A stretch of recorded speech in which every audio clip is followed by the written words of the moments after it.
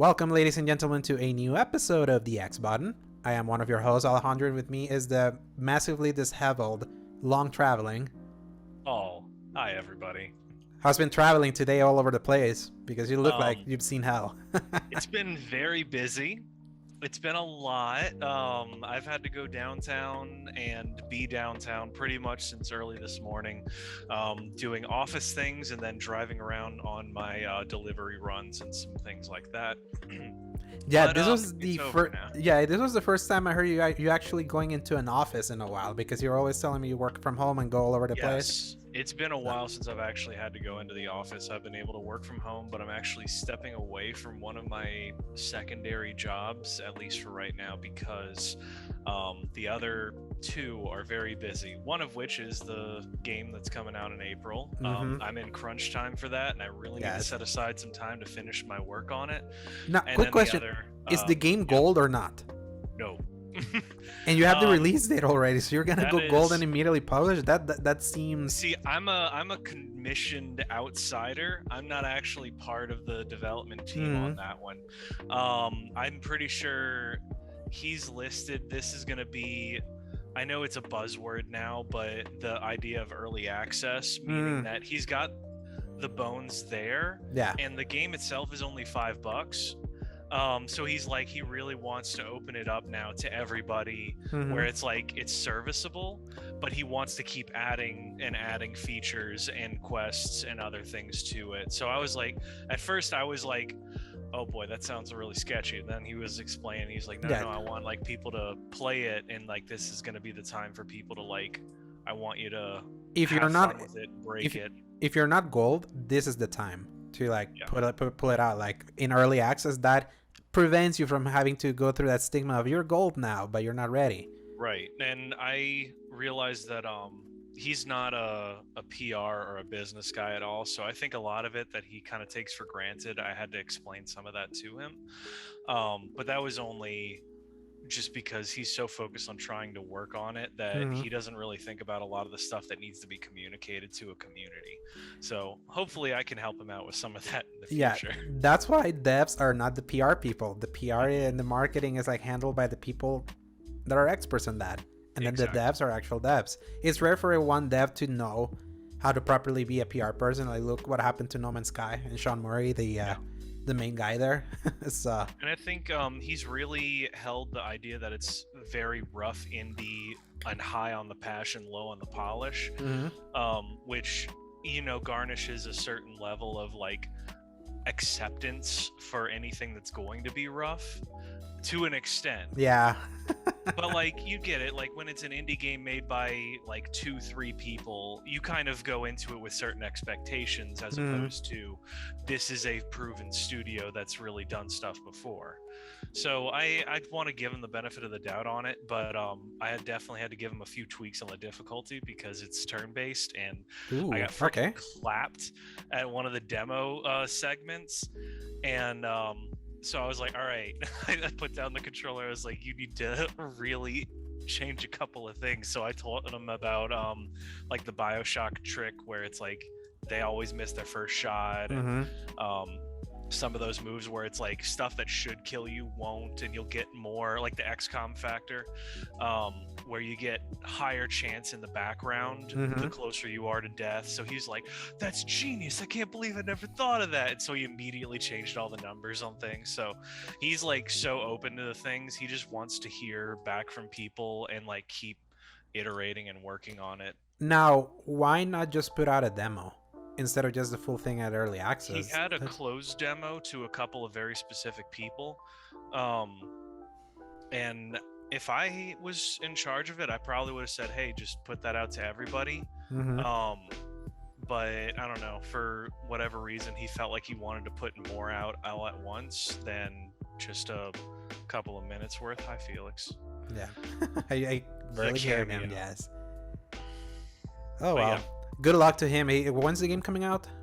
April 9th right now. I'm told there's going to be still a trailer on the 1st, and I've got 5 of 16 characters finalized.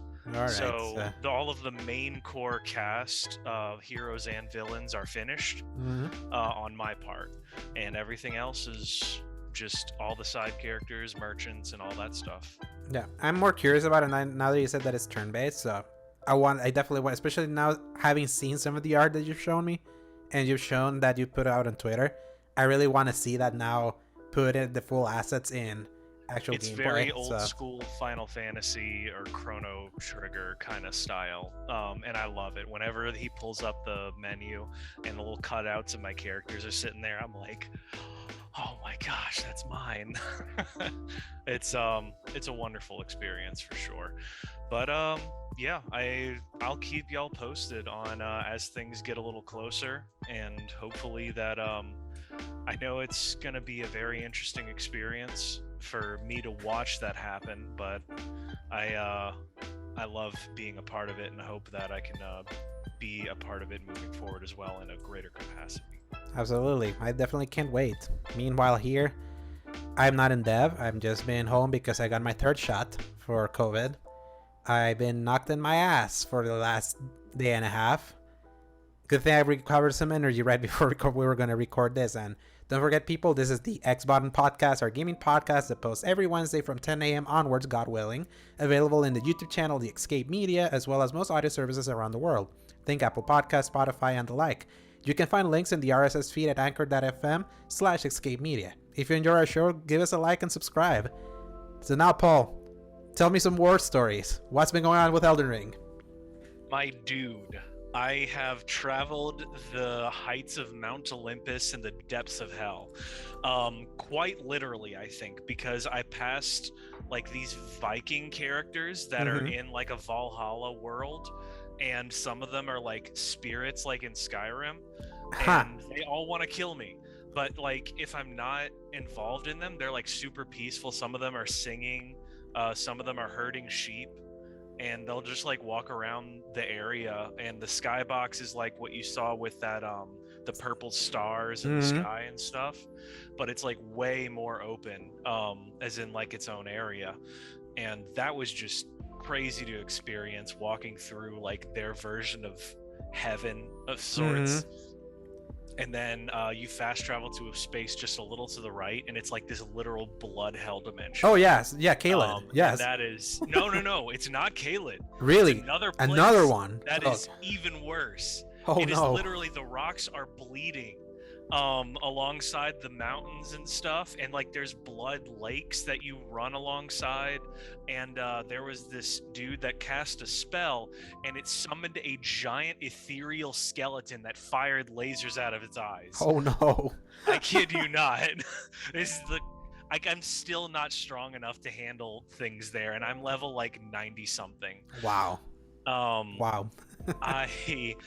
Granted, I am like mostly intelligence build, so I'm like a magic knight with like a little bit of strength, and I'm just going through with a staff in one hand and a sword in the other, like Gandalf, and taking dudes out. I'll summon like the Virgil swords above my head, and they like take out dudes while I'm fighting somebody else. My mystical ashes summon a mimic version of myself. It's like a blob that drops to the ground, and then it forms into whatever you have equipped at the time, and then it goes off and it acts like an NPC where it does dodge rolls and jumps and attacks and stuff, and he can do spells, and it's crazy. So and it's not even the same story you told me last week. That's the beauty of Elden Ring. Exactly. Yeah, it's like it's nuts. New stories every week or day. I summoned it and I fought the Tree Sentinel, but there were two of them. Does he come back? Because the Tree Sentinel is at the beginning. Yeah, there's another area where there's two of them, and they both attack you. And so I summoned the Mimic, and he was taking one, and I was taking the other, and it was the coolest thing in the world. And I killed it in one shot, actually. That's awesome. One try. And there's like just these giant stone golems. There's actually I've seen in Caelid, there's like dead skeleton giants like buried into the mountainside. And my goodness, I'm doing the weird witches quest of like with the giant white hat that gives you your spirit ashes in the first place, and and I'm having to do a guide for that, and it's very convoluted, it's very confusing, but it's crazy. I can't wait to get back to it. I haven't been playing Elden Ring because I'm kind of glad that you stopped before things got really nuts, uh and you went back to Dark Souls, because now I'm like, man, I don't know if I could go back to it, because Elden Ring has built up mm-hmm. so much. Excuse me. And it's just added so much quality of life. It's added so many options, and literally just the jump button by itself Oh yes. is a godsend, because there was entire parts of the map of all the Dark Souls where there's like this little calf high that you think you can jump and you can't can't. get over it. And it drove me nuts. But places like in Orlando that I know you can go through, and I'm gonna let you have the reins in a second to talk about all that. That's probably one of my favorite areas in the whole game, honestly. Oh yeah, it's like It's striking. like creepy. Like you could see where they got the idea for Bloodborne, because it's like this desolate castle. Literally, but whereas in Bloodborne it's like creepy and decrepit. It's Right. there are Arlo Dono. Or let's call it Orlando because thanks Zach for that. I know, right? Yeah, it's like it's so beautiful, gold, and like immense and striking when you get there compared to how decrepit the rest of the game is. But yeah, it's like the opposite of then what Jarnheim is in Bloodborne. But it was funny because we were talking about this yesterday. This is a game that for some reason I can't stop. I cannot stop playing Dark Souls. What just started as me being like, what would it be like to go back to Dark Souls after experiencing Elden Ring? Because I just happened to have it installed on my extended hard drive because it's just 8 gigs. And then I kept going. Gosh, really? Yeah, it's that small, goodness. yeah. I mean, And it was a 360 and PS3 game, but it Yeah. looks good. No, the remaster they did for that is I'm surprised how much because I was looking back at some 360 footage. Is like I'm surprised how much the remaster has kept a lot of the original art while still making it as good as it can possibly be for a game that's from 2011. Right. This is straight up Stockholm syndrome for me right now. That I've reached a couple pain points now. When I reached Blighttown, which is notorious, I kind of mentioned, I kind of briefly mentioned it last week, but by the time I arrived to Blighttown, I was like, yeah, I think this will be my stop. This seems too much. These fat guys are like tossing me out of this decrepit scrambled like surfaces. This vampire style dudes are like just like sucking me, like they jump at you and they just start sucking. I was like, Yep. yeah, this is starting to seem a little too hard. I think this may be my stop. And then the next day I try again, pass it, reach, find a checkpoint. It always feels like whenever you find one of the bonfires, that's like your breakthrough. It's like, You're oh like, yeah, yes, and they wants you true checkpoint. it wants you to keep on going. And I remember it's like, okay, I'm kind of making Blighttown my own. Like I'm getting it. I become the master of parrying in that game, which parrying is super tough to do. Surprising because it is so hard to do because it's different for each enemy. Yeah, but it's all you can nail it if any enemy has like this kind of arc when it's coming. That's when you do it. You don't try to do it anywhere else. I kind of finally studied which ones you can do it and which ones you can't. So I started doing it. I went back to the swamps that are like all poisoned, but I found a couple cool armor that helped me go through the poison. Then I went into this like spider place where I find this like fire spider with a bare-breasted lady. I beat it in one go. Oh shoot. Yes. And then finally like rang the second bell, went back to the main area and realized the bonfire is not working there anymore, and I don't know why. And it opened this sense keep, this place with this serpents dudes. That was another point that I was like, I think I'm gonna lose it here. This is way too much. The traps all over the place. This like magical snakes, those snakes that can attack you with their face, and the long swords. Like, jump at you with the head. Yes, and then reaching the top where there's like 3 golems, one that throws like big bombs and then big rocks, and then you fight like a metal golem that once like grabbed me and then threw me out of the world and completely killed me, and it made me start the whole sand keep again. It was a lot of, man, this is too much. Will I be able to? But there's something about Dark Souls that when you've gone this far, you just don't want to quit it. It feels like once you just don't want to let it go. Because you're like, I made it this far. Come on. And yesterday I had another moment where I was like, I'm gonna look a guide. I want to see how far away, and then I'm like, oh my god, do I really have to do all this much? Because apparently, after a certain point, this is what I read, that there in Orlando, you find one of the big gods that is at the intro video, and then you have to kind of investigate all over the place to find other gods that you kill, so that then like you put the essence, so you can then fight the final boss, which is Gwynth, that Zeus looking thing that destroyed dragons at the beginning of the game. Reading all of that, I'm like, okay, I made it this far.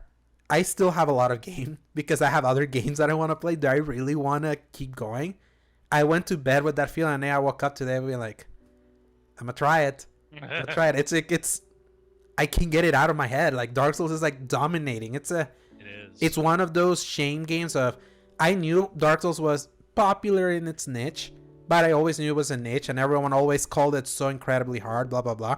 Here's what I've learned though: even though Dark Souls games are hard, once you understand them, it almost makes you feel like, sometimes it feels like you have a group of elitist people that they just want to seem cooler than others, and no, this is just for us. And then I realized, no, it's like everyone can. You just have to understand Souls games, and once you understand them, even they have their difficulty spikes, they're still manageable. And if you're willing to be deliberate, that was my thing. That since Bloodborne was my first one, Bloodborne is the only one that really encourages a non-deliberate style of play, because it's all about forward attacking, because you recover your health if you're constantly attacking. So the Souls games are more about being deliberate, especially if you're a shielding guy, a sword and shield guy like I am. That is, be deliberate, always have your shield up, wait for the right moment to attack, get into the right angle, put your sword in both hands and take a couple swings, move out. And it's like it really finally getting into the mindset when I used to be so, no, I just want to get this done. I use my axe, the long axe that you can have in Bloodborne, that you do like the circle attack to get as much DPS as possible, just to kind of get it done. And then I realized, man, I think I'm curious about going back to Bloodborne with a different mentality. Ooh. But and that's the thing. I say Dark Souls is just it's incredible. I never expected 2022 to be the year that I got Dark Souls. And I played other ones. I played 2 briefly through PS Now. Couldn't get out of the initial phase. I was like, yeah, I don't think this is for me.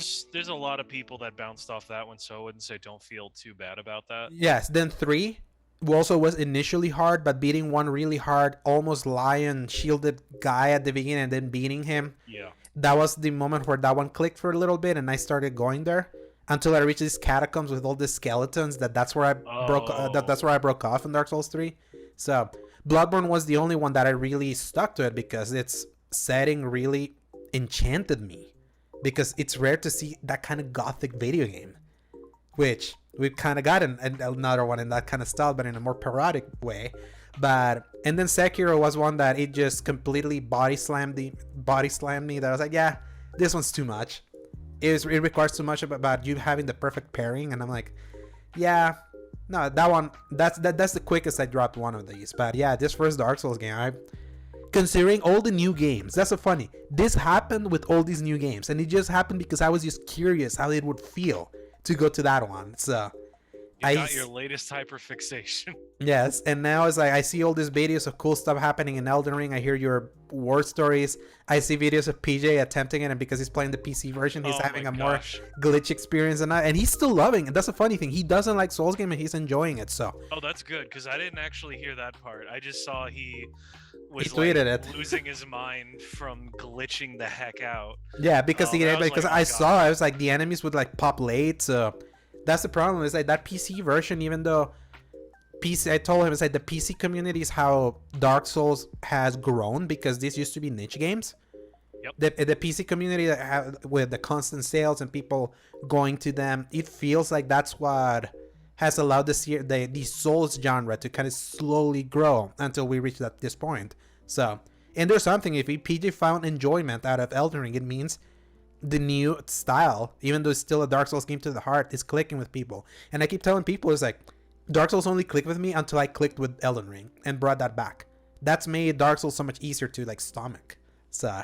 And I mean, this the fact that Elden Ring like streamlined everything so perfectly that even one of my friends who I just spoke to on Sunday, who never plays anything outside of Call of Duty, has been obsessed with Elden Ring, and so is all of his friends. And they were like working this race, and I was he's like, hey man, you've been playing that Elden Ring? I was like, yeah. Yes. We hiked up, and he's like, yo, Jeff was playing it too. And the guy over there, he's like, yeah. This game broke through. This game, like, it's the kind of game that your moms, that your grandmas that only watch like Fox News or SCNNs or just those things that these are just in the mainstream. It has broken through in a way that I never expected it. This is the new Skyrim. Skyrim was the last game in that. So happy. Yeah, and I'm glad I got to experience it because I experienced Skyrim at the time, but I had a PS3 version, and the PS3 version was notoriously bad, and it broke for me, and I never went back. So one day, because we got Starfield coming, but now you're part of the zeitgeist, man. Yes. You're finally in it. Yes, but there's also part of another side, guys. The game that came out also this weekend. One of the biggest crow-eating moments that I've been waiting since that demo in September. You played, and I told you had to play it, and you were refusing. And you finally did it. I did. You actually enjoy Stranger of Paradise now. I feel like I'm being shamed on live television. Let me give my caveats first, and I'll just get the housekeeping out of the way. This game looks like crap. Yeah. This game's story makes no sense.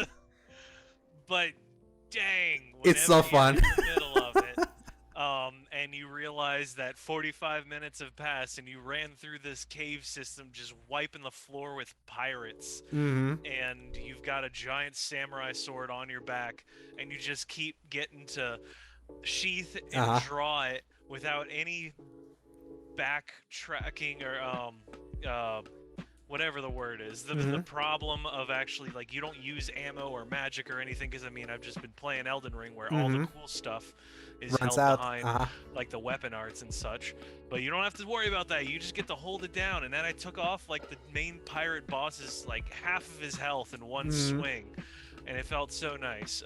And again, because you played it on the story / casual / easy difficulty, right? Because there was a story mode and action, the casual on top of it. Yes, that makes it even easier if you just want to kind of not worry too much. I did not want to worry at all about that game, because I am glad that I played some of that demo before, and I realized that it was throwing so much at me, and I just wasn't in a place to be like, all right, I'm sitting down to learn a new mechanic system.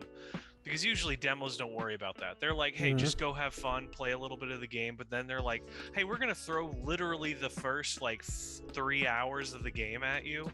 And I bounced off so hard because I was like, I don't want to learn these Kingdom Hearts style menus right now. This freaking the Japanese developing companies need to dial in the ability to use a tutorial without throwing 50 pages of information at you. It's too much sometimes. Ironically, since I just talked about how well Elden Ring teaches you how to play the game, which is also a Japanese studio. But they're more minimal. That's the thing. Elden Ring is more, we're only going to mention some things. Go figure it out. Go. Right. Yeah, for the most part, JRPGs in general, I know I oversimplifies, but that sort of pseudo genre holds true, where they will sit there for about 5 hours. I mean, I'll remember how notorious Final Fantasy 13 was, still giving me tutorials like 20 plus hours through the game. Like, why are we adding more mechanics onto what I already know? Because remember, Final Fantasy 13 waited 40 hours before it let you open. It was just for a 40-hour one long corridor. Yep. But then I still think about how funny it is that Final Fantasy 15 is basically exactly Final Fantasy 13 in reverse. Yeah. Wide open, and then it really funnels you. And I was like, man, it really matters throwing that at the consumer first, and then you can be as limited and linear as you want, because everyone thinks, oh, this is where it's getting serious. Yeah. And not only that, they only did that because they wanted to get that game out the door. Remember, it was announced in 2006, and it was rebooted. Not do it on purpose. But it makes Man, it feel it makes it feel intentional. That is like you got that open world, and then it's getting Yeah. serious. You don't need and always giving you the option. You can always go back if you want to keep exploring because there's so much you can do in that open world. Right. That if you really want to get the story, just nail it here. Mhm. But screw Which chapter I, 13.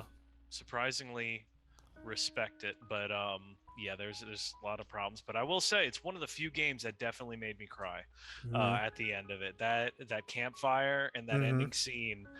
Ooh, it still ruins Stand By Me to this day to me. Yeah.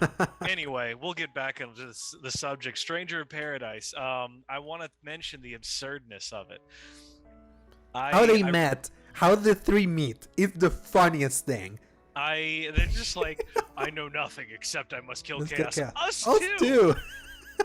It's the I think was it the Will Ferrell meme? I was like, are we suddenly best friends or didn't? Yeah, basically. It's that. That is the Step Brothers meme. Holy smokes! You got to witness the Limp Bizkit scene. The Limp Bizkit scene. Yeah. I adored that. Where she was talking, I didn't recognize it at first because I didn't beat Chaos or. You didn't beat it. Yeah, you didn't beat it last time because you got so angry at it that you just dropped it. Because I mean, it was really hard to fight that boss on that difficulty, and I went through and I was like, wow, it really is just they give you so much in the casual story mode and just the next difficulty up. It is you need to parry, you need to deflect things, you need to dodge this ice move or you are done in one shot. And that was kind of shocking. I feel like there should be a little bit of a somewhere in between those two. You could make the argument that it doesn't seem too balanced because the easy version like fulfills the fantasy of I want to kill chaos, and then you play it in normal. There's like it takes longer to stagger people. You die quicker. It feels like it demands a level of seriousness that I don't feel this game deserves. In a way, this game doesn't deserve to be taken seriously. This game deserves to be enjoyed. So that's why I was so glad that I immediately went to that one, knowing before it, I was like, I'm not a Souls guy. I kind of am now, but I kind of just want to take the actual Souls game, the Miyazaki game, seriously. Other ones, if they give me the opportunity to play it in easy, I'm going to do that. I don't need that kind of hard difficulty too often in my games. But then, yeah, go ahead. You kept watching that scene. Yeah. So I was watching it, and then I realized what moment it was, and I got really like visibly excited because I was just like, "Oh shoot!" So this really dumb exposition dump is gonna have the best punchline in the world now. And sure enough, it's like the more serious everyone else takes themselves, the better it plays, almost like a comedy, where his reactions are without fail the funniest and dumbest thing that I've ever seen, where I'm like, this is absolutely 13-year-old Paul role-playing as an edgelord in a Final Fantasy game, because that's exactly how I would have reacted. The video I showed you yesterday, the one with the... I was driving and I opened that up to this creepy, really well-designed purple skeleton soul dude shouting about how he's like the greatest in the world and whatever, and he's like, I am! And then he quick cut to Jack shouting, I don't give an F who you are, and punching him in the face. I was cackling in the middle of the interstate. Oh my gosh. It's so perfect because it's so anime. The quick cut is so anime. It is such a... Oh my gosh, this is like the equivalent of hitting the skip button in an RPG to jump in on your dialogue choice, and just... Oh, it healed my soul. Yeah, and that's the thing, like, because I remember when we first saw this trailer, because the very first one, the one you absolutely hated it, back at E3, it made it seem that it was just taking itself so seriously. Oh, yeah. That it became, like, funny to us. It's like, man, look how serious. But then the Limp Bizkit one came out, and now we've known him listening to I Did It My Way by Frank Sinatra. It's like, this game, like, it needed to do what it needed to do, which was it needed to be in on the joke while also being earnest about it, playing both sides. And I think that's what makes it work, and it's so stupid that it works. It's like, it's rare for me to like because this has like a 73 on Metacritic right now. It's like, that's perfect for this game, and I'm excited. It is that kind of game. It to be, yeah, it's that kind of game because it has that stupidity that crosses the level of stupidity. It's like, no, we have to experience this, and in the difficulty we're playing, it's so much fun. it's cathartic. It's like you're just blowing through the thing. The fact that the gameplay is what holds it together is definitely where it needs to be with that, because you have something like, say, Crisis Core Final Fantasy VII, which is, it takes itself very seriously, and I would say the gameplay might be the weakest part of it. Even though it's very fun, it's I mean, obviously dated, but the fact that it's just dodge, hit, and then random RNG happening periodically through the fight is not a good system. But then the fact that everything else about it is so great, and this is like the opposite of that, where the gameplay is really solid and everything else is super dumb, but because you can make fun of it, it makes it more palatable, especially when you have those exposition dumps, because you know at the end of it all there's going to be some really cheesy one-liner that is going to wrap it all up in a nice clean little bow, and it's going to make me smile. And that's the thing, every time I play this game, as bad as so many parts of it are, like, the visuals are like in-game visuals are indefensible. It's like it's definitely out of the PS3 era of like operas. It feels that old. It looks as muddy and gray and brown as all of those games used to look. But that's the funny thing. The things that in the first trailer were muddy and gray and brown, they have had a color filter being put on top of it. So yeah, I will agree. The color is way more improved. Like the lighting, the really cool glowing effects of things has been fantastic, especially like that crystal cave that I was running through and stuff. And I was like, okay, this is kind of nice and stuff, but it's just the fact that like the resolution, the tearing with like all of the weird textures and the jagged edges. Yeah, it's just a lower. It just has a resolution problem, because when you're in some, feels like they can fix that. Yeah, oh, absolutely, and wonder if they will, because they've improved it from demo to demo. The cutscenes, though. Not the in-game cutscenes, the actual CG cutscenes. Yes, they do look good. They do look good. Like at the very beginning of the game, where it's like that flash forward, ripping up those dudes. Yes, and then the scene after where you're in like a futuristic place that has like this big monster before it flashes you back. Yeah. That place, I'm like, oh, okay, this looks kind of nice. And then you go to the field, it's like, yeah, this game still has that resolution problem that has like low res here, high res here. Yeah. At least the performance, at least it's smooth enough that it works. It's not. It's not it's smoother than Elden Ring at times. Yeah. In gameplay, of all things, who would have thought that was going to happen? Which I do want to briefly say that frickin' Bandai Namco, fix your frickin' game, guys. Yeah. You'd be Porky Pig for the second. Yeah. And, the tech issues, the stuttering. It's getting worse.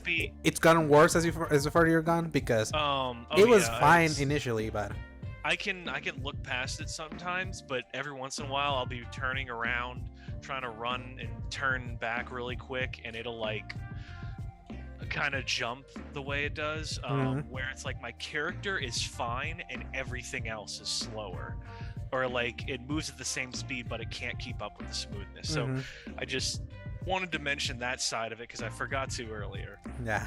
They need to really put some patches into that game, because I don't think it deserves a 10 until they get the tech side of it fixed. I mean, it's like not bricking people's stuff, but it's like deleting saves and. Is it really? Well, it was. Yeah, it was. It was initially. Yeah. Yeah. So I mean, if they fix that, then that's good at least. Yeah, they fixed that within the first 2 days, but it was a problem. That was one of the reasons why after I mentioned it the first time we talked about Elden Ring when we were playing. After I got turned off by my samurai playthrough, and then I saw it, I was like, I'm gonna wait, because I'm like, this seems like too much. And then by that Sunday it was fixed. But yeah, it's not the smoothest. It's worse on PC. But which I can't even imagine trying to play that. I remember when I got a PC and I was like, oh, thank God, I spent several thousands of dollars so that all of my games will always play perfectly every time. And then I realized after that that's not how that works at all. No, that's what's funny. It's like in occasions PC does that. In other occasions, a bad PC port doesn't. Look at Arkham Knight. It works now. About to say that, yes. Yeah. But the initial probably the worst. Yeah, the initial release of Arkham Knight on PC was worse than on PS4 and Xbox One. That's like, that shouldn't be the thing. The Dishonored 2 was worse on PC than it was on console. It works now. I believe that. But it's like was Deathloop, also one that wasn't recent on PC. And I mean several others. I'm sure there's millions of options for that. Forza Horizon 5 was having some problems on PC as well. But Yeah, if you anyway, didn't have the right drivers. But yeah, back to Stranger of Paradise. It's like, yeah, I'm glad that they released that demo when they did after we did the state of play, just to that allowed you to, it confirmed what I mentioned in the show that I was gonna look afterwards, that it carried the save forward. Unfortunately, you had to play it in your own profile instead I of didn't downloading even the. think of it Yes. until after I'd almost finished, and I went, shoot, I'm not even going to be able to benefit from any of this work. Mhm. So I'll just have to redo all that part of the game. But hey, I mean, maybe I can get a really fresh look on Mhm. if there were any updates since then. Yeah. Which I mean, I doubt with it being that late, but Mhm. I mean, hey, it's extra here and there. It might give you a better perspective by maybe trying other classes while you're going, because you have so many classes that you can pick in the fly and experiment as you go there. So I'm shocked because usually I am Mr. Return to monkey form and take the biggest sword I can and just mash the attack button until I win. But this one, I realized that a lot of the depth is not from that first class you initially have. Yeah. And it is all about the mage class, even the double daggers, and then the samurai one that I picked up after that was like, the oh, Ronin. so this is really fun now. And then I understood now like how to really like keep equipped stuff for those specific classes and jumping between them. Do you know if it's supposed to stay just 2 that you can switch between, or will you be able to jump? I don't know. I wouldn't be surprised if they give you more, but as of right now, I only know there's always the 2 classes that you can swap all the time. Okay, because what bugs me right now is if I want to go back to one of those previous things, I have to re-equip those armor pieces, I think. Instead no, of, actually, no. It saves your armor pieces that you had. Oh, as long as you don't sell or dismantle or drop those armor pieces, when you reach switch classes, it's gonna have that you had in your build. Okay, which I'm glad that at least it tells you if it's being used by like another character or by another class. But yeah, I can see that also kind of getting overwhelming after a while once you have like, as you just play for a little bit and you all of a sudden have 20 pieces of armor in every slot, and you're like, it gets worse. I gotta see all of the stat boosts of each one. What I do is that I keep at least because you can arrange it from levels. You can get a level 1, 2, 3, 4 stuff. Good, yeah. So you press R3 and you can get a different level. So I leave at least 3 levels top and then discard the bottom. Okay. So it doesn't get too much, because this does have the Neo problem, because this is made by the Neo people that game had almost too much loot compared to Dark Souls, that it's few but meaningful loot that you can find. So it has those problems. Like I mentioned, it's like I always knew this game was never gonna be like an excellent great game, but I always knew that it was always gonna be a great time. I can see its flaws, I see some of the reviews, but this is the kind of thing that when you know something's gonna be dumb and people review it and say it's dumb, then you're like, you're telling me exactly what I wanted out of this, and it's exactly that. What to me it's so hilarious is seeing our trajectory of seeing that June 13 trailer, and your disdain for that. I just did not like it. Yeah. It was like, well, just like you said, I think you said it the best, where they didn't think they were in on the joke at the time. And they were taking it way too seriously at all times, and it felt like so there was this game called Hatred that came out a few years ago. I remember. It was basically serial killer simulator, and it was like, I remember he was like wearing the trench coat and he's like, I freaking hate everyone, and it cuts to him like bloody killing everyone and stuff. I was like, what is this? And that's what I thought it was at first, because it was just angry man kills things, the video and that's game. what it presented itself, and it didn't look good then. It's much improved in every subsequent showing. So to me, like, why I always kept it in our conversations and always trolling you was because of that initial. Yes, because to me it was shocking that the people, because remember that game launched immediately with a demo that was busted, that it didn't work, so that was hilarious, and you didn't want to play it even though you were the only one with a PS5 at the time. I was like, you got homework, and you're like, nah, I'm gonna stay in my hate train.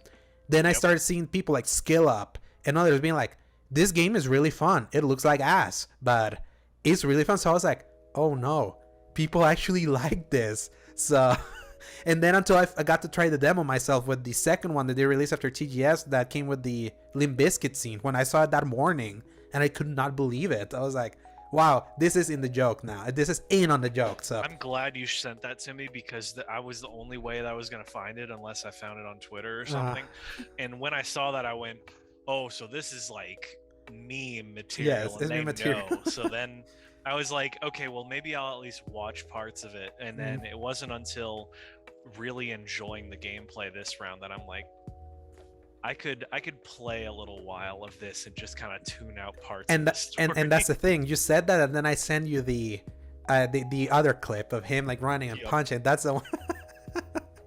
And that was like, yeah, okay, that seals it. I gotta see this train wreck for myself. But yeah, that's just what I did this week.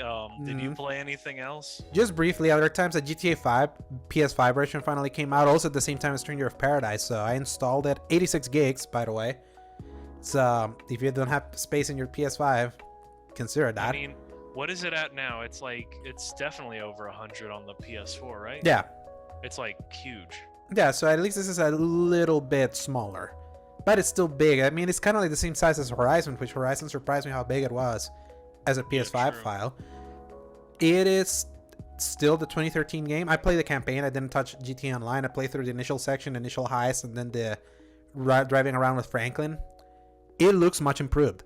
This is when I played the PS4 version in 2014, less than a year after I did the PS3 version. I was like, yes, I can see where this looks a little bit better. At least on my TV, I'm not seeing the improvements. I told you the story. I was so burnt out on GTA 5 on PS3 when I like devoured it in that fall break because I didn't want to let it go. Still burnt out on the campaign, honestly. Yeah, I can't touch that campaign. Yeah, so and that's the thing. Like it took this long for me to even touch it again. 9 years. So now it's like I tell you, playing a GTA at 60 frames, transformative. Gunplay in GTA games, it has gotten progressively better, but it's never been really great. It's been functional. Now, it's especially playing it, I played it on performance ray tracing. So, the frame rate seems smooth enough, and getting to see some of the ray tracing reflection, I was like, okay, I'm seeing how this is looking better. It feels like it's playing better. It feels like something that whenever I have the time, based on the million different things that I'm juggling now, it seems like something I wouldn't mind touching again. So, and considering it only cost me $10 because the PlayStation side got a good deal out of it, you gotta pay $30 over an Xbox. I feel sorry for you guys.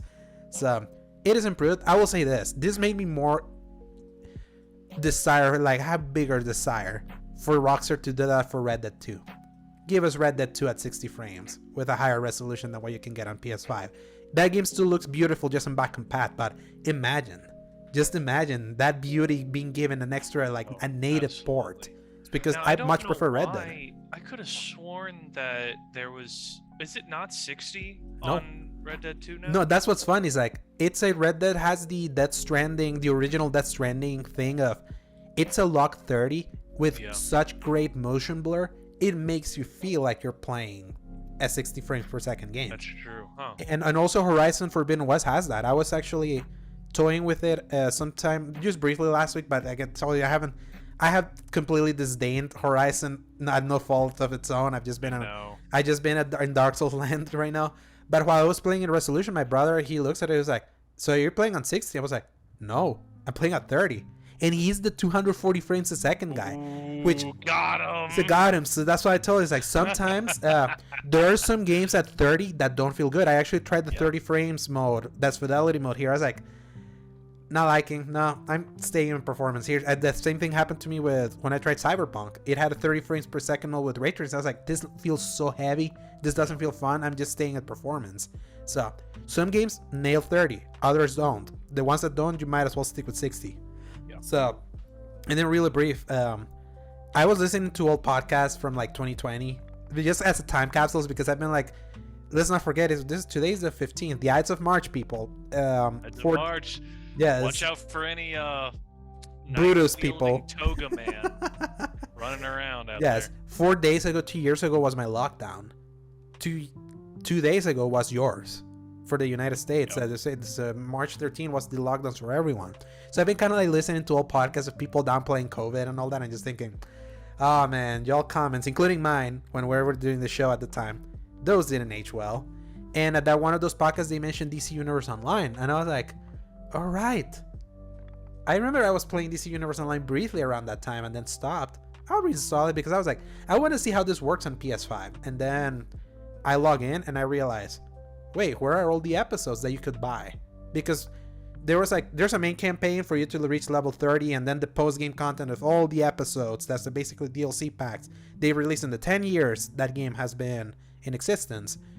They apparently sometime last year, I didn't notice, Daybreak, the developer, were like, people, we're going fully free to play, at least for the content. All 40 plus episodes we released so far, they're gonna be free, and everything we release from now on is gonna be free. So I was like, you mother effers. You was like, DC Universe Online is like, I love the DC Universe and the idea of existing there, even though that game has like 2011 MMO jank to it. That's still acceptable to me as someone that even till this day can play Marvel Ultimate Alliance from 2006 and enjoy it, because it kind of has that floaty, not kinetic connecting combat. It's more like floating. It's just like swinging at an enemy and then health bar start going down and has a little bit of combo.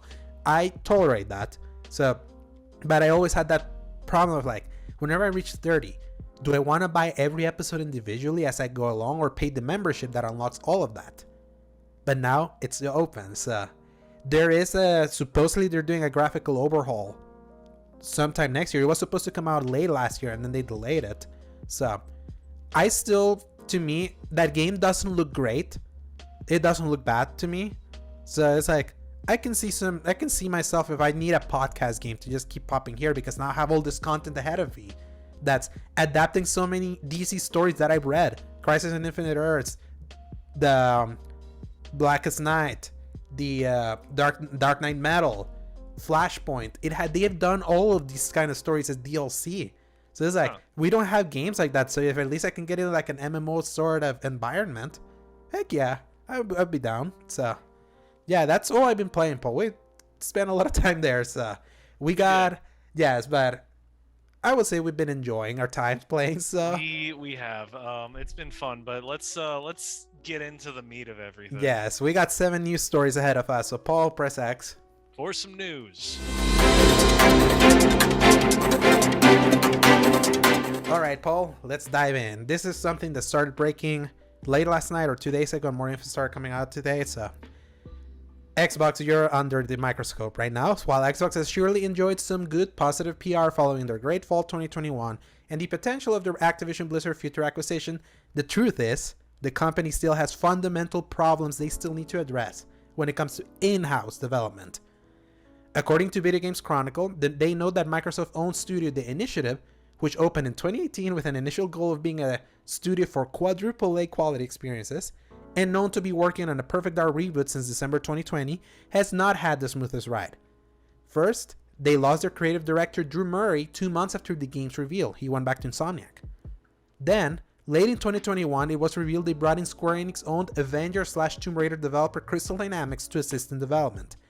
And now, it's been revealed the studio has been suffering some sort of attrition, where they have had significant departures over the last 12 months, where close to 34 staff members in senior high-level positions have resigned over a lack of creative autonomy and a slow development process.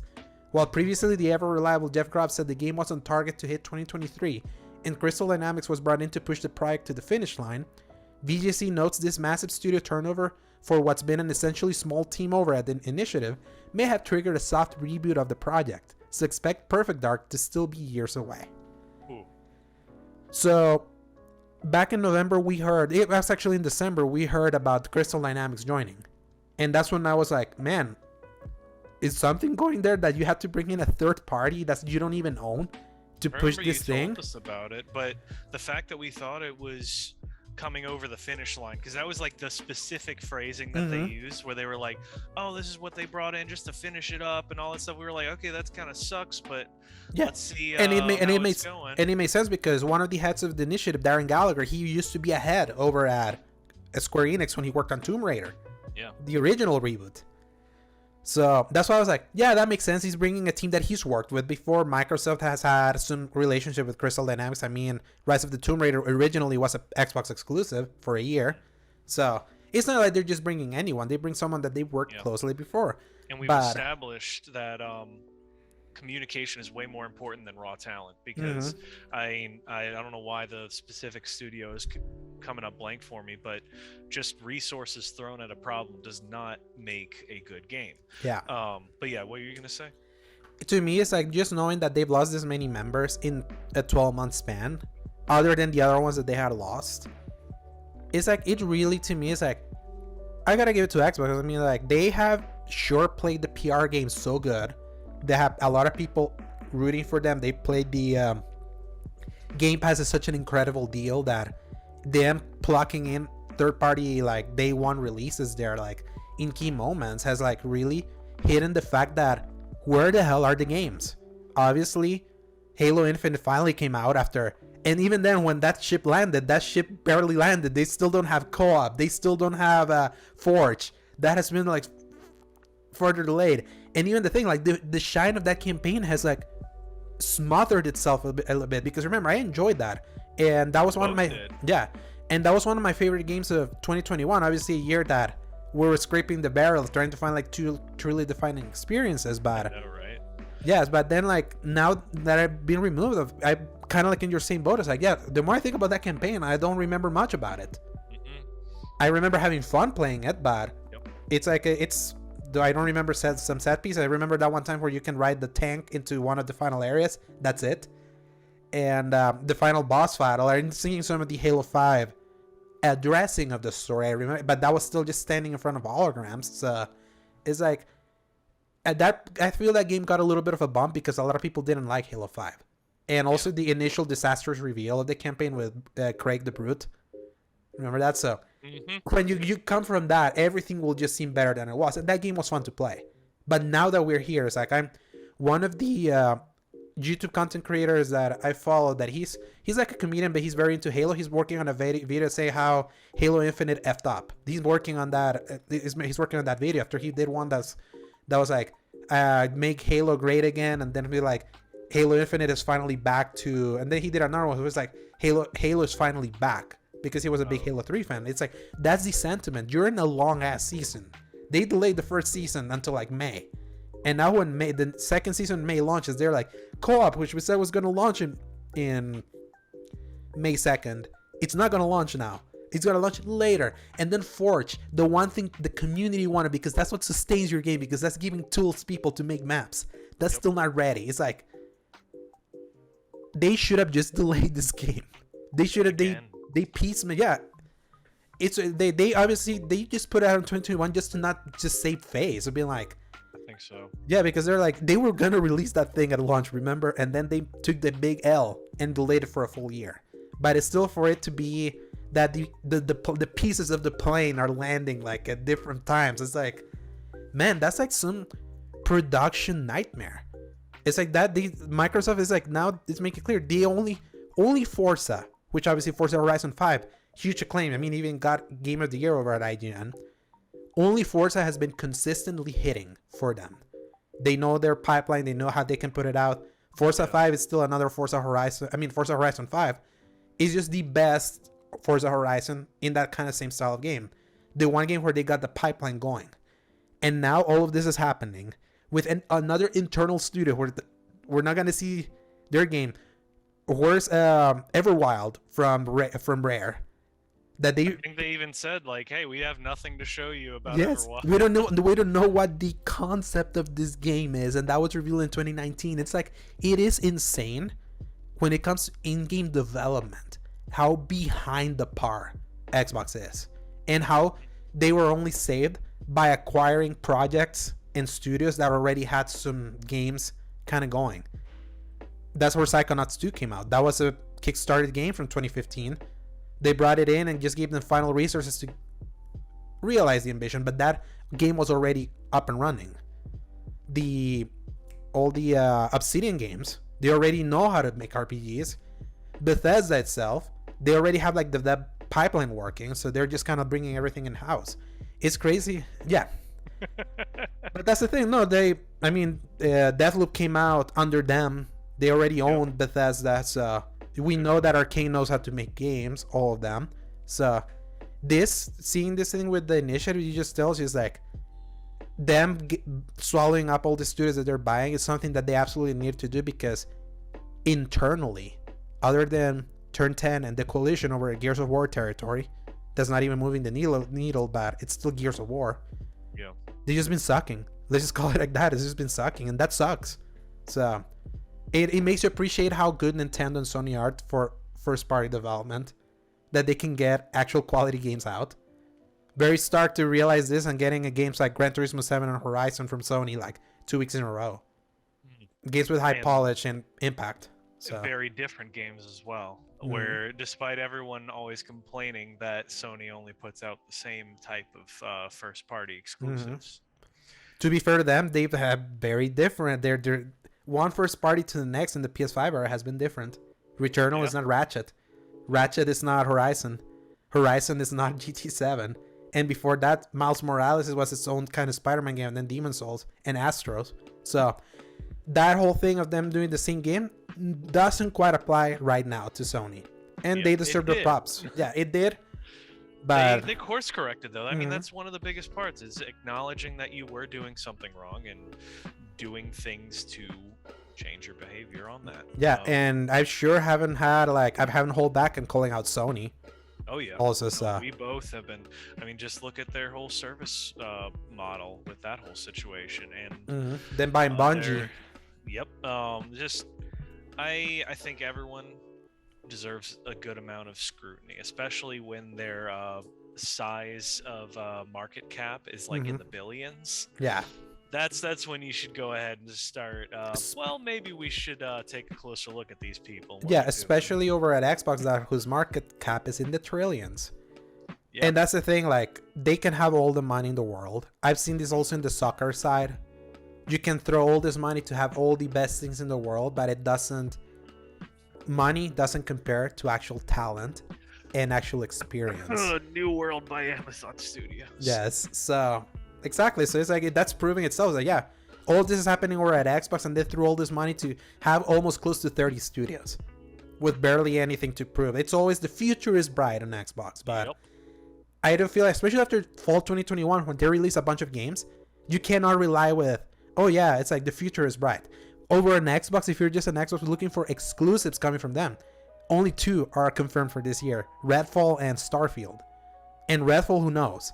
Starfield, I believe it could hit, but yeah, you deserve to call out as like, yeah, they might have all the money in the world and they might have been buying the PR from all the media, but truth is in the pudding. They still are not putting out games left and right. They're just making all this pro-consumer moves with Game Pass and buying all these third-party things and making all these acquisitions to use. They're basically smoke screening. We're going to talk about smoke screens in a little bit, but yeah, it's like, Microsoft, get your shit together when it comes to your first parties, because especially when all your studios are going to start producing and you're barely managing the ones that you have there, it's going to get ugly. So number 2, Paul, we knew Elden Ring was going to be big just on its massive critical acclaim and the strong word of mouth.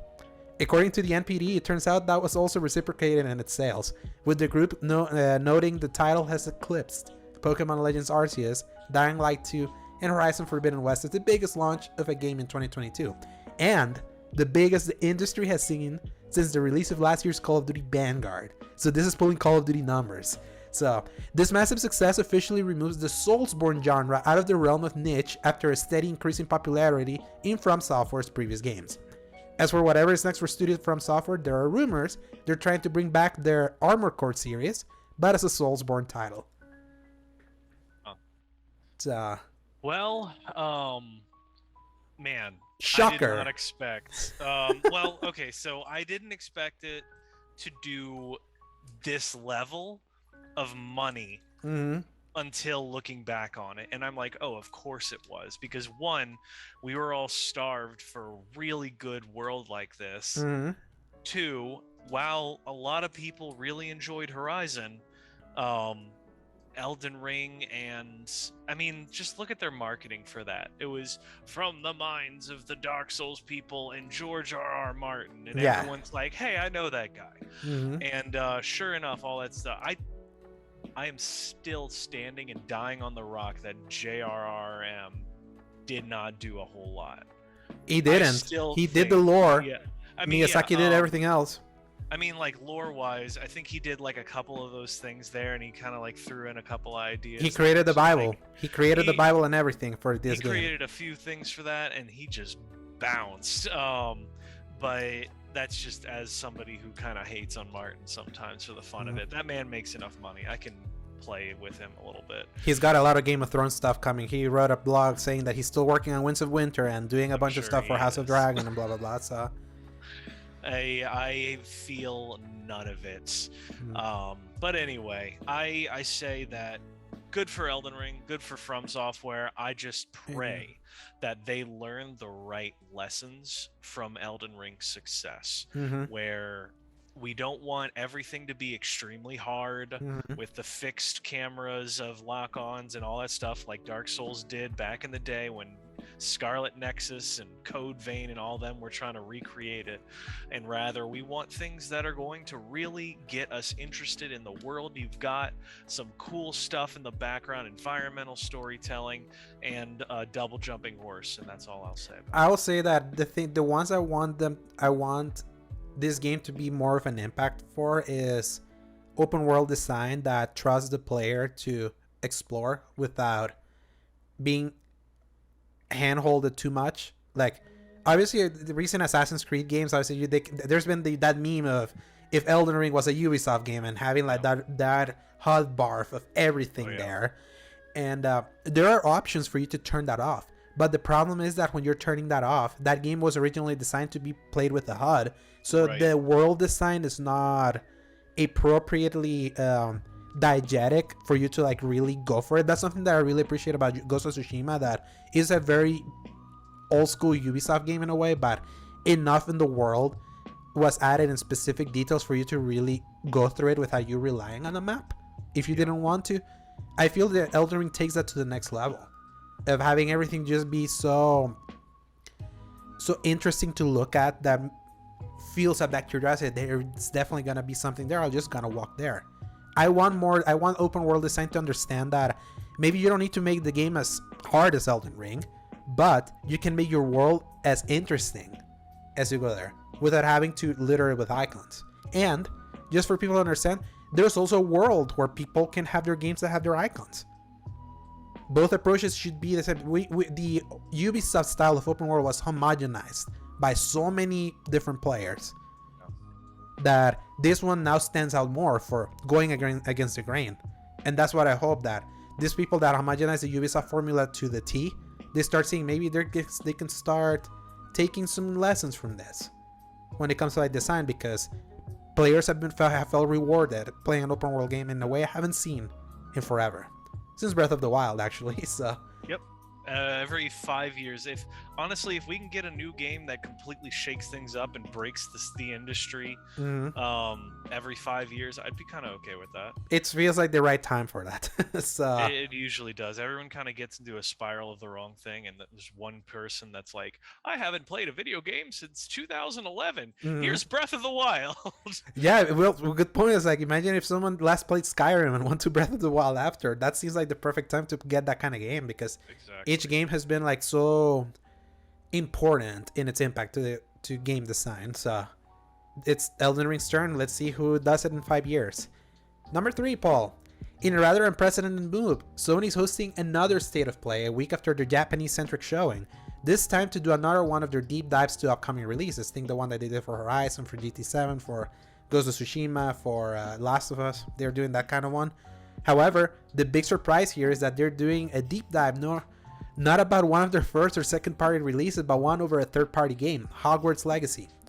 The game, first revealed at the September 2020 PlayStation Showcase, was originally planned for a 2021 release before a delay.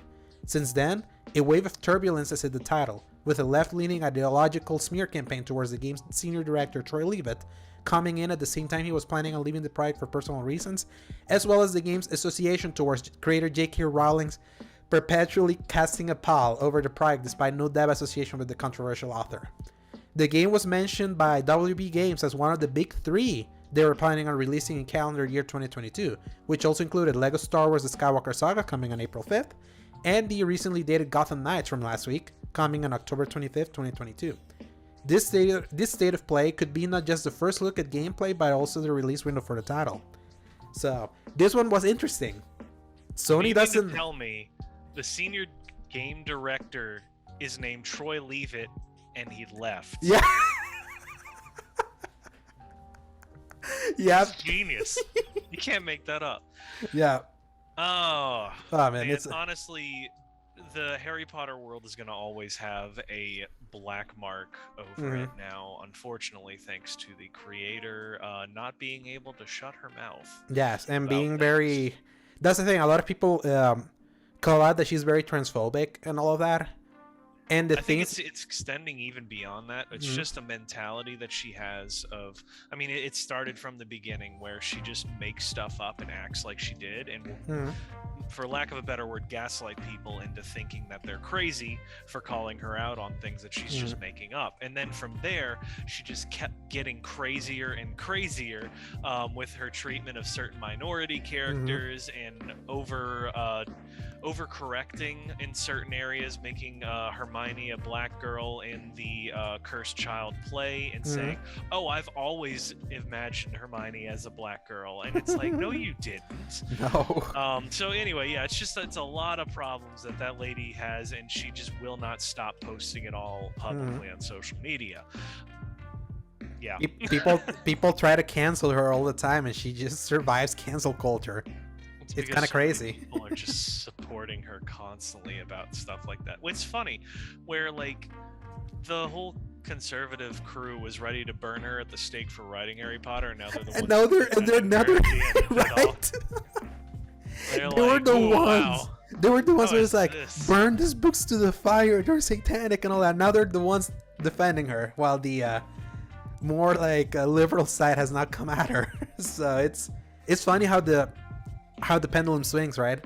Yep. The Christian right has become the cancelable left, and the left people don't realize that they're being very similar, like, to the Christian right. The Troy Leavitt thing is so funny because they came at him because he used to have a YouTube channel where he discussed things like the validity of Gamergate, and for some reason in left-leaning circles, anyone that is not pro Gamergate or kind of like questions the validity of the things that happened, they're already put as the enemy. So a lot of people kind of came at this guy and went to his Twitter likes to see that he was liking some conservative tweets and all that, despite him being a liberal. He mentioned it in the recent interview he did at the Sacred Symbols podcast.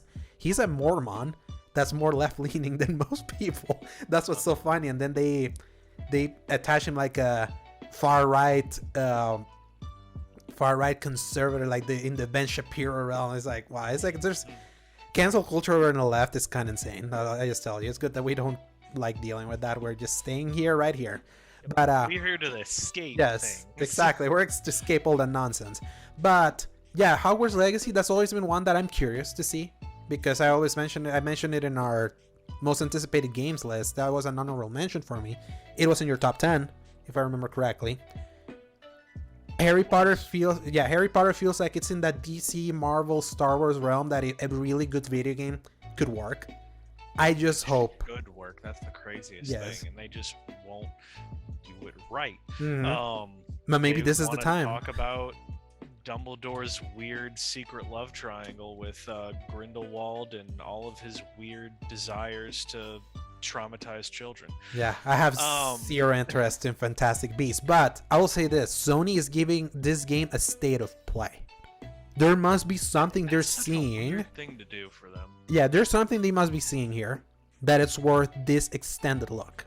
Obviously, them being revealed at the PlayStation Showcase tells us that they have the marketing right. So whenever trailers are popping in this game, either in YouTube or on TV, it's gonna come with PlayStation at the end. You know how marketing deals work, so it's clear that's what's about. This one's just interesting. They haven't, as far as I know, unless I look up, I haven't seen a state of play showcase, like gameplay showcase of a game that's not first party or second party. They even did one for Demon's Souls, and that was a second party at the time, and also for Returnal.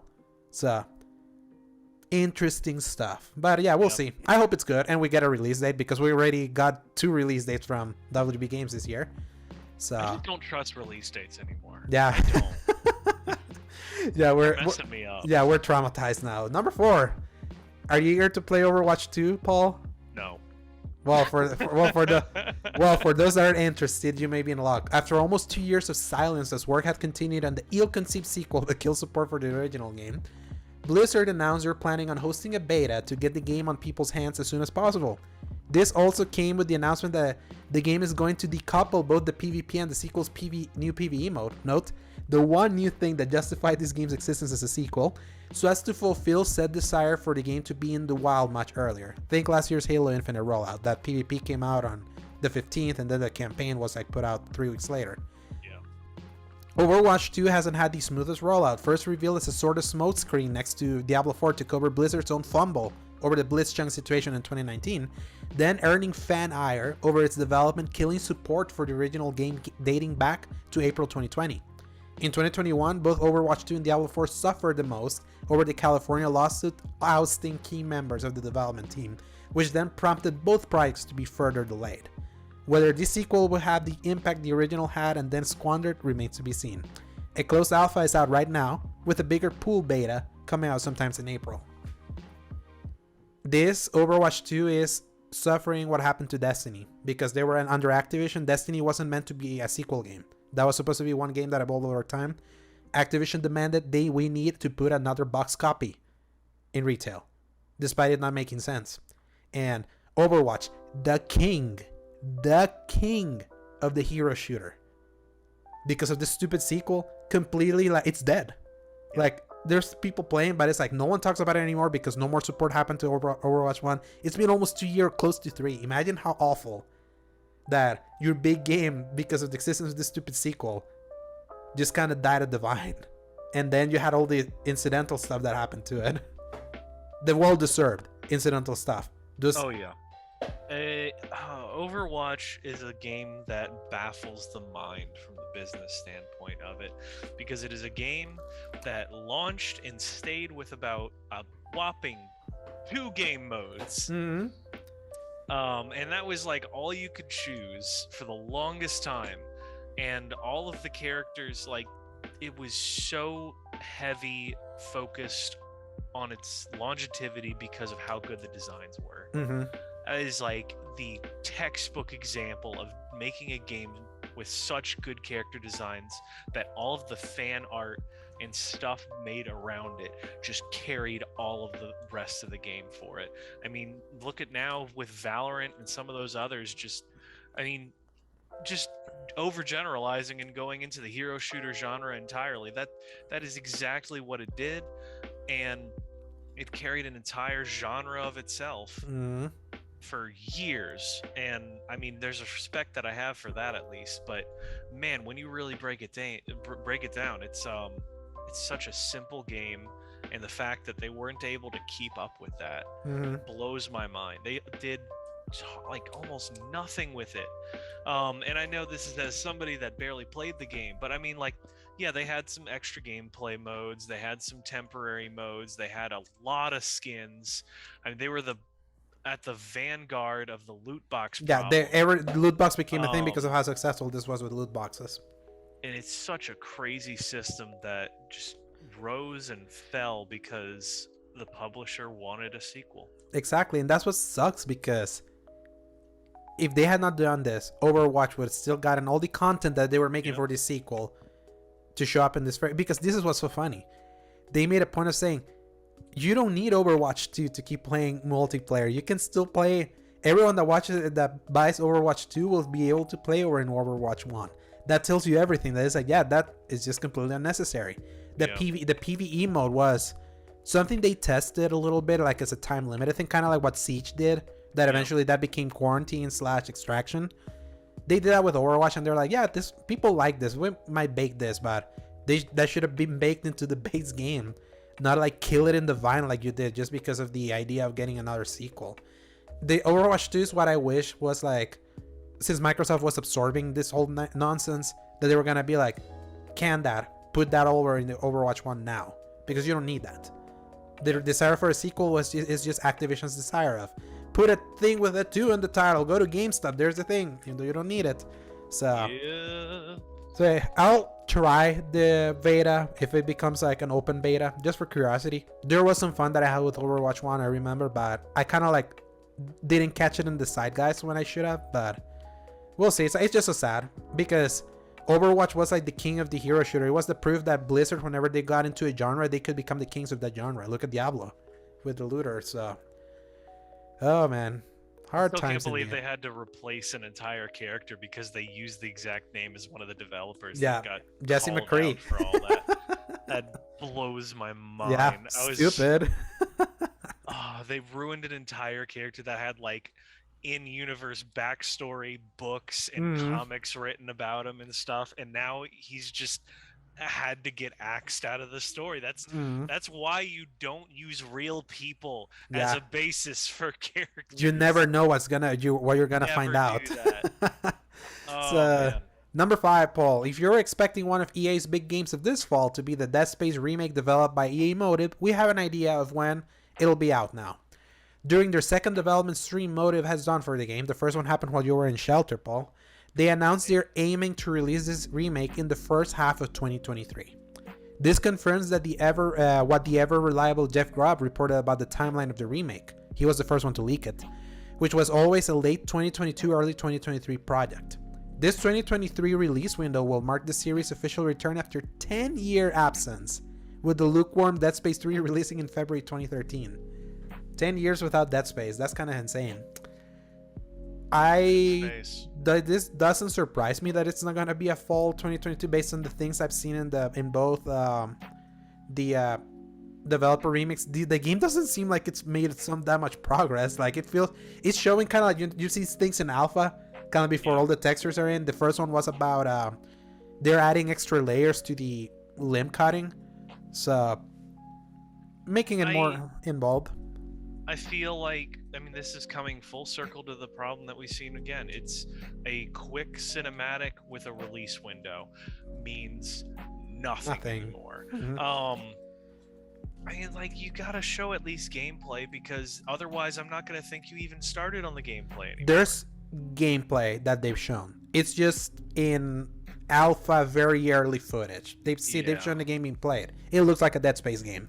So it's like it makes sense. Take a little bit more time because you're remaking something that already exists. You're adding a few more stuff. They want to connect the first game more to Dead Space 2 and 3. They're making Isaac a speaking character now compared to how it was in 1 that he didn't speak at all. So they're doing stuff. They're doing stuff. Here's something that I didn't put here that makes me curious. If this is the 2023 game early, what about Jedi Fallen Order 2 for EA? Does this confirm that then Jedi Fallen Order 2 is this fall? Or are they gonna put both the Dead Space remake and Jedi Fallen Order 2 around the same time, early in 2023? Well, what I think would probably end up happening in my pessimist mind is their goal was for 2022 with Jedi Fallen Order, and this was already 2023. Jedi Fallen Order is going to get pushed back into 2023, push this back into like late 2023. I can see basically what happened with WB and Gotham Knights and Kills the Justice League. Yeah, so I can see that. I really want that to not be the case, and that it was always planned for late 2022 on Jedi Fallen Order 2. Yeah. This in the next year. Yeah, and my thing is that EA is notorious for being the studio that they like releasing titles before their first school year ends. To hell or high water. Sometimes look what happened to Anthem. Ugh. So it's like I can see the scenario where both Jedi Fallen Order was a 2022 game that then got pushed to 2023, but also this Dead Space remake was in the books, and they kind of want to put them in the books by the end of fiscal year. So we'll see. It's like EA is like, it's kind of crazy that Respawn does them so good because EA is just such a disaster right now. So in quality in the big games, not the small ones. So number 6. Ahead of its March 25th, 2022 release date, Gearbox Software president Randy Pitchford announced the upcoming Borderlands adjacent title, Tiny Tina's Wonderlands, is going to launch with full cross-platform play on all platforms. Why this is notable is because Borderlands 3 didn't originally launch with cross-platform play in 2019, right when all games started adopting the strategy. And when the feature eventually came, it came with the caveat that PlayStation 4 and 5 players were not going to be part of the feature when everyone else was going to. While no explanation was given as to why of the exclusion, the Apple versus Epic discovery process of their 2021 court hearing revealed an email that detailed PlayStation only allowed crossplay integration for their versions as long as the publisher dev paid an initial fee to Sony for the feature, as well as subsequent royalties in case they lost revenue and microtransaction purchases to other platforms. So the thought was that 2K Gearbox refused to pay a fee to Sony for that feature in Borderlands 3. With Tiny Tina's Wonderlands including full support on all platforms, the question remains, did they relent this time and pay Sony a fee? Or has Sony changed their ways now that the market has shown they're not as in a dominant position now as they were in the PS4 generation? That's what I found interesting about the story. Hearing a game is cross-platform, has cross-platform play, it's not a big deal anymore to me. I feel a lot of people do it. It was notable. Needs to be like the base level of things. Especially for a multiplayer thing. But you remember when that was like, oh, I wish they would do that. That would be so great. Mm-hmm. Yeah. That's what people wanted from Borderlands 3 at the beginning because everyone was doing cross-platform play. Call of Duty was about to do it. Fortnite was big. Others were talking about adopting it. So when Borderlands 3 came out, they didn't have the feature. They were like, yeah, we'll see. But then last year, that they enabled that. But then they came with the caveat. Oh yeah, all these platforms can play together. PlayStation platforms are siloed. But they didn't say why. People just remembered, oh yeah, in the Apple versus Epic court thing over the whole Fortnite mobile thing, when they went into discovery, a Sony email came in during those discovery emails that detailed that Sony was like, yeah, we're enabling crossplay if you pay us. Everyone else does this for free. So everyone was like, oh yeah, 2K and Gearbox didn't want to pay Sony. That's why Sony was excluded. So it just make me wonder, did this time we're like, you know what, this is important, we'll just pay these bastards and then have the feature here? Or has Sony finally relented to be like, we're idiots for charging for this? Gosh, I hope it's the second.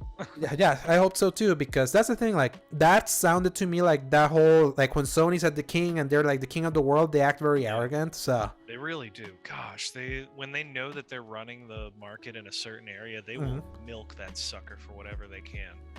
I guess just like you said, I really hope it's that second option, and I fear that Sony gets a big head about everything that they do, using something as little as crossplay, holding it hostage for players like us to suffer.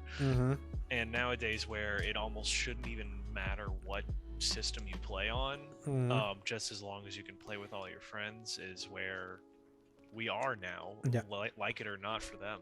I remember there were rumors that it was not going to happen for Destiny, that the Destiny community was going to be siloed and only the PC, Xbox, and Stadia people were going to be able to have like cross save. But then Bungie at the very last minute, they were like, no, we're having it at all. They're all doing it. PlayStation can cross save with Xbox, and then crossplay happen console wide. It's hard to think. It's like our friend JLC, my friend Josh. Yeah. He plays on Xbox. Yeah, and we play with him Destiny. So it's like, this is just what the market is. So I really hope, like I said, is the second one. I just hope that Sony finally realizes they're not the king. They are not. Xbox just outsold them in Europe recently. So it's like, they're not over here. They're like this. So they cannot be arrogant. So no, which is the best place for you and I to be. Exactly. That place, you always want the big boys fighting, because that means that they are always going to compete for your money. That's a good thing for all of us. That's why we're seeing more variety from Sony now. Amen. So, final story, Paul. I think this was more in your alley. Okay. If you thought any sort of controversy would die down in regards to Activision Blizzard, think again. It's them again. According to GamesIndustry.biz, the company is now under investigation for insider trading. Oh my god. where three businessmen with direct ties to CEO Bobby Kotick, Barry Diller, David Geffen, and Alexander von Fustenberg allegedly bought a large quantity of Activision Blizzard shares 4 days ahead of the announcement that Microsoft was acquiring the beleaguered publisher. The trio allegedly bought 4.12 million shares on January 14 for around $108 million. This situation started an investigation by the U.S. Justice Department, who is looking into whether any of the options trades violated insider trading law, which will add an extra wrinkle to the Microsoft Activision Blizzard acquisition currently undergoing FTC antitrust scrutiny. Of course. This had to happen. I forget how the phrase goes, but it's the concept of it doesn't matter if you clean a pig up, it is still going to dive back in the mud the Yeah. first opportunity it gets. This is exactly that kind of situation because people this evil are going Uh, to keep doing evil stuff like this. He's yeah. already involved in an investigation and he gets his 3 buddies to insider trade on their stock. Oh my goodness. Yes. And I had heard that this could be the thing that kills the deal. This would be the final hubris filled nail in the coffin would be so nice. It's not all the other stuff that clearly he should be put away forever for. But the fact that he ruined the productivity of the other millionaires and billionaires is what's gonna do him in. Yeah. But hey, you know what? That is the most poetic thing I can imagine for this guy. And if that's how he has to go down, then by God, we're gonna get him. Yeah. It's kind of good because remember, he had Kotick himself had a golden parachute ready. He did. For his exit. Or he didn't absolutely. Depending on which time you were telling us that. Exactly. Yeah. No. Yes, definitely more a platinum because of considering all the garbage that happened under him. So the fact that this has to be added to the pile of garbage that could like prevent this whole thing from going because of insider trading. Because I don't know much about stocks like you, but insider trading is like a very big deal. Big no.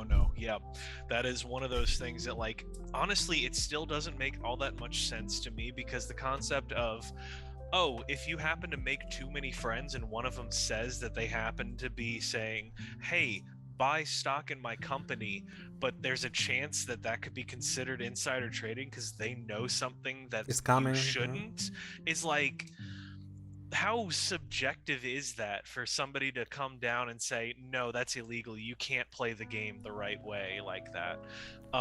Like, how dare you make friends? But at the same time, it's like, absolutely, that's the whole method of all of these rich people getting richer, is because they're all friends with each other.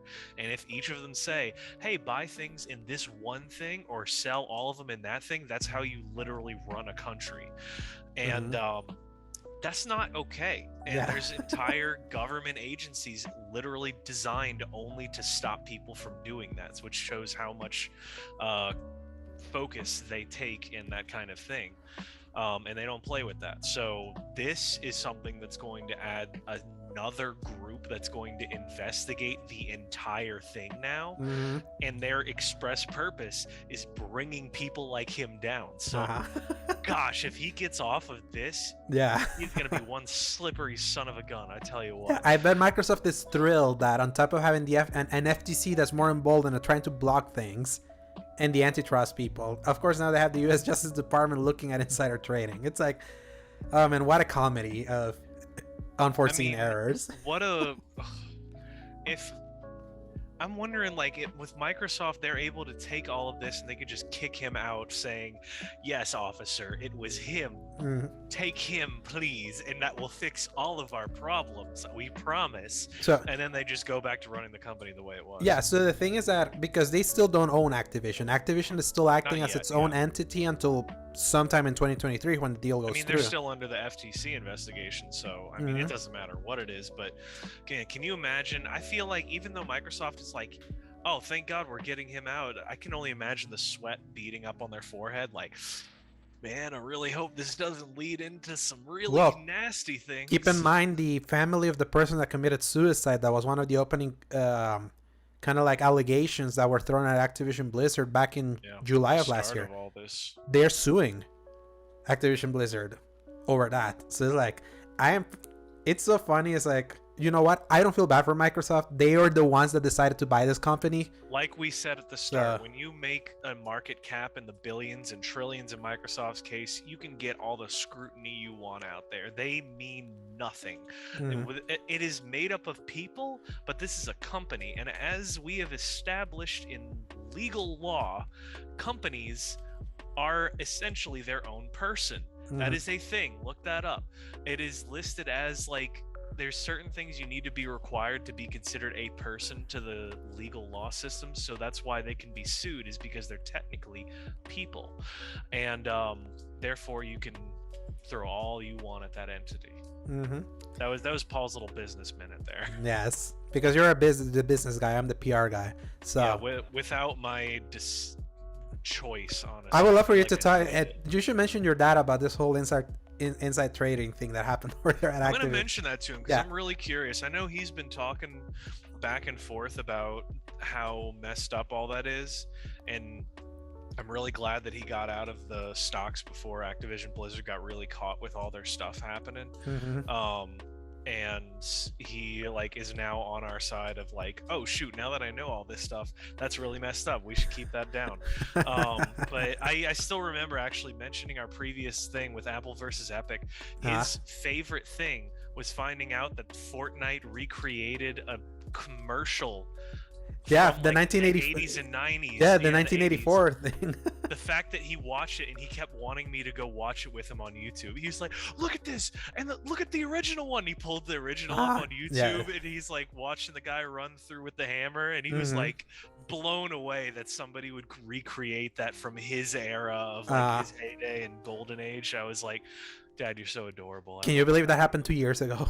Because that's when the Apple versus Epic thing happened. It feels like a million years this last 2 years. Did that officially wrap up? Because I know they both like lost a lot out of it, but it's still, yeah, okay, I thought so. Some initial stuff wrapped up, and now they're in kind of like the appeal process, and that takes much longer. So yeah, they both lost there. It's like that's the thing. Like Epic lost in its majority, but then Apple lost in a key one. Probably the key one. It's like it ruins both of them in the end, and we're all like, haha, suckers. Yeah, I love when like $1 trillion comfort corporations kind of like. It's great as long as it doesn't really ruin us. We're like, let them fight. I say that as I still have an iPhone. I know, right? What's wrong with you? You should obviously have the next largest Google created phone like I do. Dude, that's the thing. Like everyone that tries to live a financially moral life, almost impossible. It's pretty much impossible. Yeah, you just got to do what you need to. And with that, Paul, this episode concludes. Where can we people? Had some real heavy stuff there. Oh yes. But yeah, you can find me at Twitter. On Twitter at Dork of Art. And as always, I post art and memes almost daily. And where can they find you, Alejandro? They can find me also on Twitter at _Dorsegovia, Instagram at AlejandroSegovia93, and some of my written content at thecriticalcorner.com. So, Paul, it's been a pleasure. Hopefully I see you online when we can play either Destiny or Stranger of Paradise. And everyone, if you like this episode, like I mentioned at the beginning, you can feel free to like, share, subscribe, whether it's in the audio services or over here on YouTube. And tell us what you like, what you didn't like. We would love to hear more feedback since, Paul, we're getting close to episode 50. My gosh. Think about that. So I'll let you know when episode 50 Remember hits. when we were like barely reaching 15 and we're like, this is taking forever. Yeah, we reached 13. We reached 13 before we went on that long hiatus, and then we lost an episode in also in the middle of that hiatus. So it's been a journey, but hey, a lot of good numbers in the audio version specifically. So thank you to everyone who listens, and remember everyone, press X to play. Good night, everyone. See you guys later.